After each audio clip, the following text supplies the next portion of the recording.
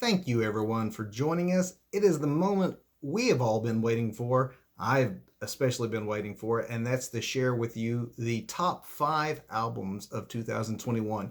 If you've been with us since the start of our top 30, I appreciate it. And if you haven't, definitely go back and check out the other albums that are worth your attention. But for everyone watching, if you only have time to listen to 5 albums this year, these should be the 5. And I'll start with number 5, and that is The Killers' Pressure Machine. Much like their home base of Las Vegas, the Killers themselves sometimes look better until you have some close inspection. And for the Killers' music themselves, that would be the lyrics, never the strong suit of Brandon Flowers, whose biggest hit contains the line, "Are we human or are we dancer?" It's a question no one's been able to answer because no one's been able to figure it out.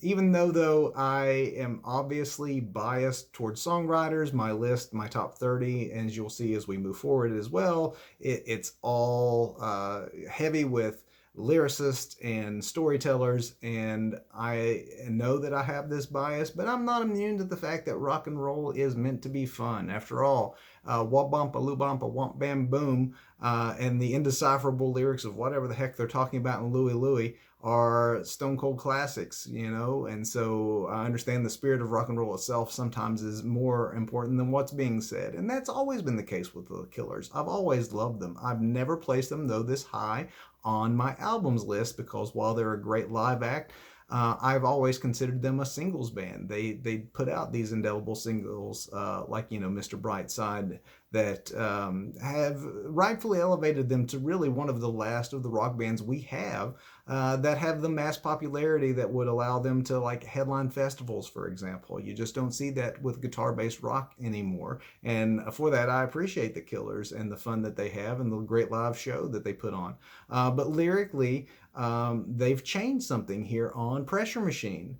And that is, Brandon has definitely taken a very concerted effort to tell stories in these songs. And those stories are of his hometown in Utah, and they're not always happy stories. So you have, instead of the joy so often found on the Killers records, you have a lot more melancholy and a lot more lyrical acumen really shown that Brandon, when he put his mind to it, can tell a very affecting story. And they're still the Killers, so while the bombast and the anthems may not be as ever present, they're still extraordinarily tuneful. So you marry those two things together, and to me, you get one of the strongest albums of their career. I'm not saying that the lyrics are perfect. We've had that treadmill now for months. I think she might have used it once. If I keep my mouth shut, keep the peace, she'll cook my eggs in bacon grease. Yep. But that notwithstanding, and occasional times when you feel the strain of him maybe trying to see what he thinks Springsteen would say instead of what he himself would say, for the most part, Brandon really delivers the goods on these lyrics in a way that he's never had before, and that makes number 5 album of the year contenders for me, and that is The Killers' Pressure Machine. Moving on to number 4, St. Vincent, Daddy's Home. And we have a bit of a reverse situation here. In The Killers, we have a band that normally didn't receive much critical acclaim, receiving it this time around. And for St. Vincent, who's been a critic darling since the start, this album has been a little more controversial. While by and large the reviews have been positive, it wasn't as overwhelming as it's been in the past. And my only theory on this is that this is the first time that people didn't know what to think of the new character that St. Vincent is presenting. And by new character, I mean with every album, she changes not only the musical style, she has typically always changed her look, her approach to the live performance and the tour surrounding the album that she is currently supporting, and therefore she's always seemed to be someone from the future, like always pointing forward to the next thing in music. And this is the first time she's gone retro, and the first time that we see so much first-person writing where the character in question on this album may very well be Annie Clark, the actual person behind the persona of St. Vincent. And I think that actually confounded some critics and not quite knowing how to accept this. A lot of the material is based on the true life story of her father going to prison for embezzlement, white collar crime, and the time that her family had a loan from him, and her visiting him in prison and that sort of thing. But you listen to these songs and they're still obtuse enough that you don't know if Annie Clark is the person telling the story, or if Annie Clark is playing her new character, that of Annie Clark, and it is somewhat of an exaggerated version. So I think there's still enough of the mystique there that it doesn't bother me to hear her get a little more specific and know that what these songs are rooted in. In fact, I think it's really appropriate for the musical styling she's chosen this time, because again, she keeps pushing forward with her previous albums to the last point. To her last album, she was so electronic that when she did the tour supporting it, it was just her and performing in front of a bunch of pre-recorded music and loops, which was fascinating to watch. But there's only so far you can go in that direction. So she goes retro. She goes 70s glam rock, arena rock, and as a fan of that era, watching St. Vincent do her take on it is extraordinarily fascinating. It was one of the best live shows I've seen in forever when I saw the tour in support of Daddy's Home this year.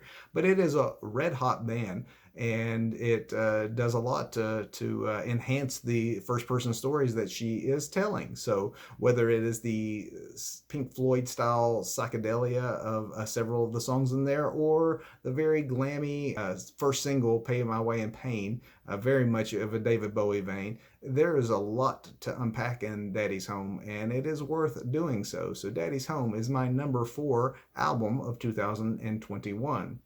I'm going to move on to number 3 by starting with a lyrical excerpt. I rode right on off the world, just like it never mattered none. There was nothing but me and the hurt and the biting cold and heft of that gun. In the pocket of a sheepskin coat, moonlight in a madman's eye, for the unfairness of it all, surely something had to die. That is a far cry from where we were with Brendan Flowers and his bacon grease that I mentioned earlier. We are now in James McMurtry territory. My number 3 album of the year is James McMurtry's The Horses and the Hounds. James McMurtry, if you're not familiar with his story, is the son of Pulitzer Prize winning author Larry McMurtry, who is known for things such as Lonesome Dove, Terms of Endearment, Last Picture Show. So the apple obviously doesn't fall far from the tree when it comes to putting a story together and remembering those details that make something come to life. What I just read to you, as much as they are lyrics, it's poetry. You could definitely make that claim that is just pure poetry. And because James McMurtry's been doing this since 1989 and doing it at a very high level, that poetry has often pigeonholed him a bit as a folk artist, because he doesn't have the most dynamic range to his voice. So the lyrics do all the heavy lifting. But when the lyrics are that good, that's all you need. To me, this is his most engaging album since his debut in 1989. Again, been at this for a very long time. But much like that debut, he utilizes a lot more production and sound on this album than he has in some of his sparser efforts, and as such, this definitely leans more towards the rock and roll vein than it does the folk vein, and I think it's to the benefit of the overall album itself, and I think it makes it his best work since that 1989 debut. And he's managed to add all these elements to make the most tuneful album of perhaps his career without losing anything in the lyrical department, as the previous example I gave you just shows. Probably the best lyrical album on my list this year.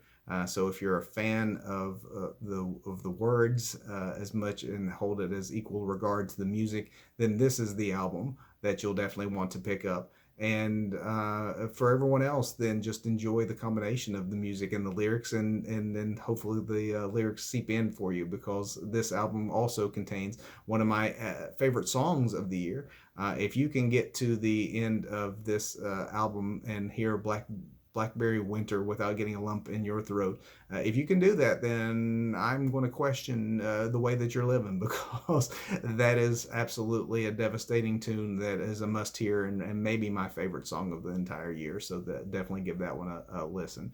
James McMurtry, The Horses and the Hounds, my number 3 album of the year. Moving on to number 2. The War on Drugs, I Don't Live Here Anymore. The War on Drugs have a great magic trick that they pull.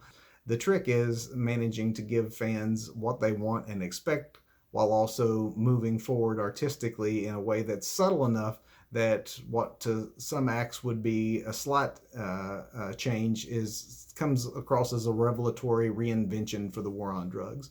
This time out, what they've done is produce the most accessible album of their career by doing exactly what they've done before and adding a couple of synthesizers more than they have in the past, as well as backing vocals, which seems like a minor thing, but when you have a career base where you don't hear that, suddenly they add backing vocals, not just from the band, but from guest appearances like the wonderful ladies and Lucius and their beautiful harmonies, and suddenly those choruses explode in ways that they haven't before. And while the rest of it sounds exactly what like we expect from the War on Drugs, which is this very hazy, dreamy take on album-oriented rock of the 80s, really, what you get now is the most pop-heavy and accessible catchy album of the War on Drugs career. And it's strange to say that they've done the same thing and still, instead of having diminishing returns, managing to up the ante. But it may be the most War on Drugs album yet, as far as what you expect to hear sound wise. It follows that War on Drugs formula, but just pivots just enough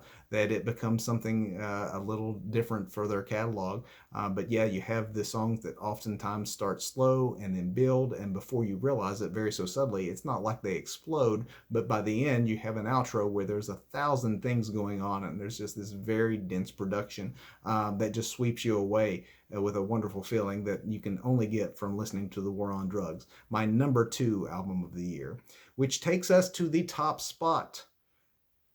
I hope you're doing a virtual drum roll for me out there, because you need to hear the best album of 2021, and that is Yola's Stand for Myself. So I will admit that I am late to the Yola bandwagon. This isn't her first album, and I wasn't unaware of her previously. I read a lot about music, so I knew the buzz surrounding her. I would see her on, say, like the Grammys, or doing a tribute, singing someone else's song. Seen her do one-off performances, maybe on some of the late-night talk shows, for example, or hear her doing backing vocals or guest spots on someone else's music. And I have never, ever been anything less than blown away when I've seen her. So that voice, how could you not be? How I managed to hear that and see her and yet not go explore her catalog is just totally my bad. I never took that extra step to actually go out and actively listen to her own original work and her own original albums. And that changed with her second album, Stand for Myself. And as soon as I heard The Great Divide, that's what it took to just shake me and completely, get my attention. The Great Divide is a song that sounds like a song out of time. It's soul, it's a little doo-wop, it's girl group from the 60s. It's just a little bit of everything and a whole lot of wonderful. And I could not stop listening to it on repeat. And once I did manage to get past that song, it, of course, is what forced me to go back to track 1 and listen to the album beginning to end, and realize that the entire thing is a masterclass, impeccably produced. Dan Auerbach from the Black Keys produces this one. I know I mentioned him earlier. He's produced another album in my top 10. So Dan is doing some career best work behind the boards, bringing out what's unique about these particular artists and helping them produce their best work. And for Yola, I mean, there's times that there's a song that it sounds like maybe a Donna Summer hit from the 70s, so you got disco in there as well. She does not at all box herself in as to what expectations should be and what she should be doing with her art. She is completely owning every song on this album and imbuing it with its own personality and its own style. And you'd think that that would lead to a hodgepodge. Instead, it very cohesively holds together as something that is only uniquely Yola, and is my 2021 album of the year. So for fans of soul, for fans of R&B, for fans of disco, for fans of Americana, for fans of just a powerful voice that is to be heard, you have to check out Yola's Stand For Myself, 2021's album of the year. And that's it. We've come to the end. If you've been with me this far, I appreciate it. Thank you for joining us, and check back, because Storytellers hopes to have some albums that you might consider one of your favorites coming up, hopefully in 2022. Happy holidays, everyone. Thank you.